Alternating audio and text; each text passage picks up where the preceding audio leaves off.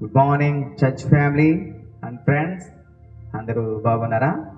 ఈ ఉదయకాల సమయంలో వాక్యం చదువుకుందాం. కీర్తనల గ్రంథము 62వ అధ్యాయము మొదటి 2 వచనాలు, అలాగే 7, 8 వచనాలు కూడా చదువుకుందాం. నా ప్రాణము దేవుని నమ్ముకొని మౌనముగా ఉన్నది, ఆయన వలన నాకు రక్షణ కలుగును. ఆయనే నా ఆశ్రయదుర్గము, ఆయనే నా రక్షణకర్త, ఎత్తైన నా కోట, ఆయనే నేనంతగా కదిలింపబడను. నా రక్షణకు నా మహిమకు దేవుడే ఆధారము, నా బలమైన ఆశ్రయదుర్గము, నా ఆశ్రయము దేవునిందే ఉన్నది. జనులారా, ఎల్లప్పుడూ ఆయన యందు నమ్మికించుడి, ఆయన సన్నిధిని మీ హృదయములు కుమరించుడి. దేవుడు మనకు ఆశ్రయము. ఆమేన్. దేవుడే మనకు ఆశ్రయము, ఆధారము. ఆయనే మనకు కోట, కొండ ఉన్నాడు. తప్పకుండా దేవుని ఆశ్రయిందాం.